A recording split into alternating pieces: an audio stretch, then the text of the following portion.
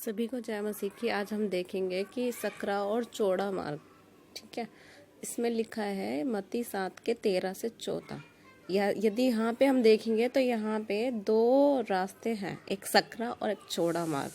अधिकतर यदि हम रोड पे बाइक या कार से जा रहे हैं तो हम किस रास्ते से जाने की कोशिश करेंगे? चौड़े वाले मार्ग से जाने की कोशिश करेंगे, ताकि हमें ट्रैफिक वगैरह कम मिले और हम जल्दी पहुँच सकें सेफली। लेकिन कई बार जब हम चौड़े रास्ते से जाते हैं तो इतना ट्रैफिक होने के बजाय होता है, और उस जहाँ हमें जाना है वहाँ पे पहुँचने के बजाय हम कहाँ पहुँच जाते हैं? हॉस्पिटल में पहुँच जाते हैं, क्योंकि चौड़ा मार्ग में अधिकतर एक्सीडेंट होते हैं। हाईवे पे क्या होता है, अधिकतर एक्सीडेंट होता है। लेकिन सकरे मार्ग से जाता है यदि कोई, तो वहाँ पे इसके चांसेस कम होते हैं, क्योंकि यदि कोई बाइक से जा रहा है या साइकिल से जा रहा है तो ऐसे चांसेस बहुत कम होते हैं, क्योंकि वहाँ पे बहुत ही कम लोग जाते हैं।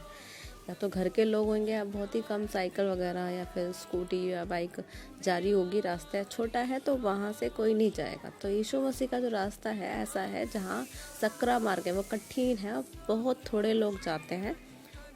वहाँ से बहुत थोड़े ही लोग वहाँ से जाने की कोशिश करते हैं। लेकिन यीशु मसीह का जो रास्ता है सकरा, वो मार्ग है जो जीवन की ओर हमें ले जाता है। ओके, लेकिन चौड़ा मार्ग जो है, यदि परमेश्वर के वचन के अनुसार देखें तो वो हमें विनाश की ओर ले जाता है। फिर हम देखेंगे मत्ती 10:38। इसमें लिखा है, जो अपना क्रूस लेकर मेरे पीछे ना चले वह मेरे योग्य नहीं। तो यदि हम यीशु मसीह के पास साथ चल रहे हैं तो हमें क्या लेकर चलना है? क्रूस को लेकर चलना है। अब कैसा क्रूस लेकर चलना है?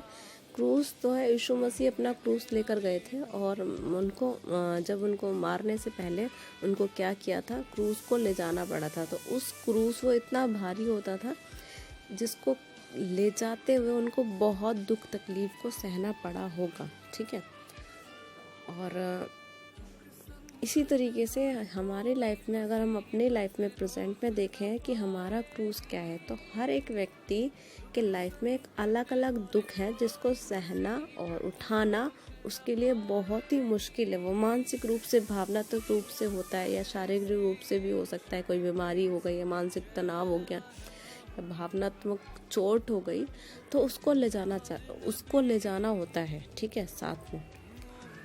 लेकिन जब हम इन परेशानियों में होते हैं तब हमारे लिए यीशु मसीह के साथ चलना या पीछे चलना बहुत ही ज़्यादा मुश्किल हो जाता है। जब हम मानसिक रूप से परेशान हो, या भावनात्मक रूप से, या शारीरिक हमारी कोई बीमारी है या चोट लग गई है, तो हमें यीशु मसीह के साथ चलने या पीछे चलने में काफ़ी दिक्कत तकलीफ आती है। क्यों? क्योंकि वो हमारा क्रूस है। तो यहाँ पे लिखा है कि जो अपना क्रूस लेकर मेरे पीछे ना चले वे मेरे योग्य नहीं है। तो यानी कि यदि हमें यीशु मसीह के पीछे चलना है तो हमें क्या करना है? अपना क्रूस लेकर चलना है। जो भी हमारा दुख है वो तो सिचुएशन के अकॉर्डिंग, परिस्थितियों के अनुसार बढ़ता ही जाएगा, कम नहीं होएगा। लेकिन हमें क्या करना है? उसको लेकर चलना है। फिर मैं पढ़ना चाहूँगी 1 पतरस 2:21। इसमें लिखा है कि तुम इसीलिए बुलाएगा। किस लिए बुलाएगा? दुख उठाने के लिए। यदि हम शुरुआती वचन को देखें 1 पतरस 2:19 में देखें तो इसमें लिखा है, यदि कोई परमेश्वर के विचार से हमसे अन्याय से दुख उठाता है और कलेश सहता है तो ये सुहावना है। तो यदि हम परमेश्वर का विचार करते हैं और हमारे साथ कुछ अन्याय होता है और फिर हम दुख उठाते हैं, तो ये जो है परमेश्वर को बहुत ही भाता है, सुहावना है। फिर आगे के वचन में लिखा है 1 पतरस 2:20 में लिखा है कि यदि हमने भला काम करके दुख उठाते हैं और धीरज धरते हैं तो ये बातें भी परमेश्वर को भाती है। फिर तब जाकर 21 वचन में आकर इस तरीके से लिखा हुआ है कि तुम इसीलिए बुलाए गए। किस लिए? दुख उठाने के लिए। यदि और आगे का वचन हम पढ़ेंगे तो उसमें इस तरीके से लिखा है, क्योंकि मसीह भी तुम्हारे लिए दुख उठाकर तुम्हें आदर्श दे गया कि तुम भी उसके पद चिन्हों पर चलो।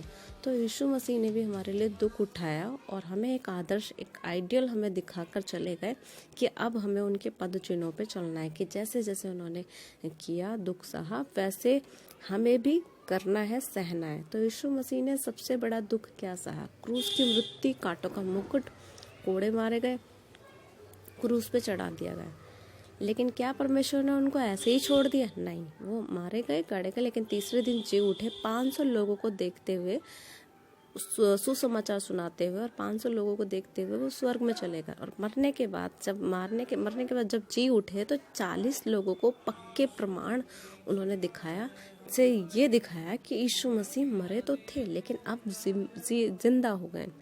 फिर स्वर्ग में जब वो गए तो स्वर्गदूतों ने कहा कि जैसे तुम इन्हें जाते हुए देखते हो वैसे ही फिर आएंगे। और हमारे लिए वहाँ पे स्वर्ग में क्या हो रहा है? घर तैयार हो रहा है। तो अब हमें क्या करना है? उनके लिए तैयार होना है। तो यदि हम चाहें, हम यीशु मसीह को मानते हो या ना मानते हो, हर एक व्यक्ति को जो इस दुनिया में पैदा हुआ है उसको क्या उठाना है? दुख उठाना है। और विशेषकर जो यदि हम विश्वासी हैं तो किस लिए हमें बुलाया गया है? दुख उठाने के लिए बुलाया गया है। यदि मैंने भी शुरुआती वचन पढ़े थे, उसमें लिखा है कि यीशु मसीह का मार्ग क्या है? सकरा मार्ग है। तो सकरा मार्ग है ही ऐसा ही मार्ग है जो कठिन है, जिसमें चलना हमारे लिए बहुत आसान नहीं होगा, बहुत मुश्किल, कठिनाई, परेशानियां होंगी। फिर दूसरा मैंने वचन पढ़ा है कि अपना क्रूस उठाकर चलना है। यदि कोई यीशु मसीह के पीछे चले तो कैसे चलना है? क्रूस उठाकर। क्रूस क्या है? वो हमारा दुख है। हर एक व्यक्ति का एक अपना अपना अलग अलग दुख है जिसको उठाते हुए चलना है। फिर मैंने पढ़ा पहला पतरस 2:21 कि तुम इसीलिए बुलाए गए हो। किस लिए? दुख उठाने के लिए। लेकिन क्या परमेश्वर ने उनको, यीशु मसीह को, सिर्फ मरे रहने दिया? नहीं, मरने के बाद जी उठे। और आज लाखों करोड़ों लोग यीशु मसीह को उद्धारकर्ता ग्रहण करते हैं। आज लाखों करोड़ों लोग यीशु मसीह के नाम से पवित्र आत्मा का दान पाते हैं और बपतिस्मा पाते हैं और चंगाई पाते हैं। आज यीशु मसीह के नाम को बहुत ही परमेश्वर ने महान कर दिया कि ना तो स्वर्ग में ऐसा कोई नाम है, ना पृथ्वी पे, सिर्फ जिसके द्वारा हम उद्धार पा सकें, केवल यीशु मसीह है। तो यदि हम बहुत ही ज़्यादा सफ़र कर रहे हैं, दुख उठा रहे हैं, तो परमेश्वर की महिमा भी उस परिस्थिति में परमेश्वर अपनी महिमा को भी लेगा। तो महिमा भी बड़ी होगी। जैसा दुख वैसी महिमा होगी। जितना दुख यीशु मसीह ने सहा उससे बड़ा नाम परमेश्वर ने उनको दिया। सभी को जय मसीह की। परमेश्वर इन वचनों से आपको सुने और पढ़े जाने से आशीष दे। जय मसीह की।